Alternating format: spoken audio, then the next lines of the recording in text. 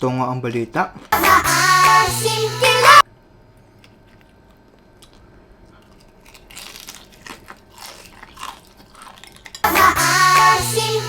Welcome back mga ka-chef. So ngayong araw, may gagawin tayong kakaiba sa karaniwan nating ginagawa. Hindi sa dahil wala akong maisip na recipe, pero dahil curious talaga ako sa lasa nito. Kaya tara, panoorin natin.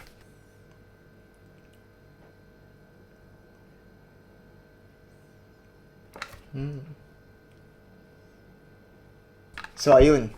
So ngayong araw, gagayahin natin yung sinigang fried rice at fried chicken ni Ninong Rai. Kaya tara. Una nating lulutuin yung fried chicken. So gagawa tayo ng brine solution. So para sa mga may hindi pa alam, so ito ang makakatulong para magpalambot at magpa-juicy ng ating manok. Iba-brine natin for at least 4 hours or overnight. So habang naghihintay, gagawa tayo ng breadings ng ating manok. Magmimix tayo ng flour and cornstarch para mas maging malutong. Lalagyan din natin ng baking powder. Tsaka natin tintimplahan ng garlic powder, paprika, dried oregano, ground pepper, and salt. Malamang daig na neto ang KFC. Siyempre, ang magical ingredient natin, ang sinigang mix. Sa separate bowl, ilalagay natin kalahati ng breading mixture natin. Bale, ito yung magiging wet butter natin. Nilagyan natin ng itlog at tubig, saka natin nahaluin hanggang makuha natin yung tamang thickness.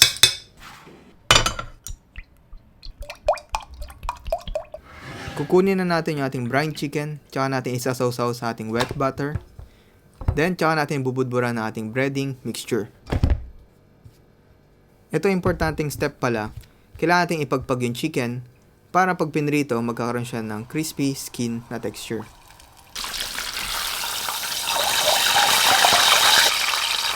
Susunod naman nating lutuin yung sinigang fried rice. So, simple lang ang gagawin natin. So, maghihiwa lang tayo ng bawang.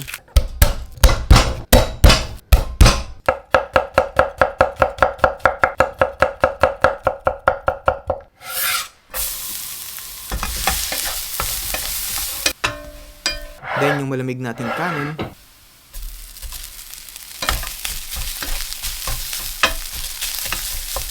Titimpla ng asin. Then, syempre, ang ating sinigang mix. So, parang sinigang garlic fried rice lang siya. This time, gagawa naman tayo ng sinigang gravy. Again, sa used oil natin, maglagay tayo ng flour. Then, water. Then, ang magiging pampalasa natin is yung sinigang mix. Pag masyado pang malapot, dagdagan lang natin ng tubig. Titimplahan din pala natin paminta, tsaka toyo.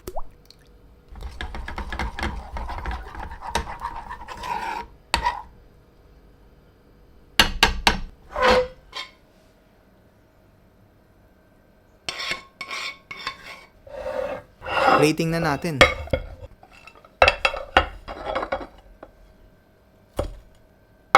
Siyempre, hindi dapat mawala ang ating halaman para dagdag dekorasyon.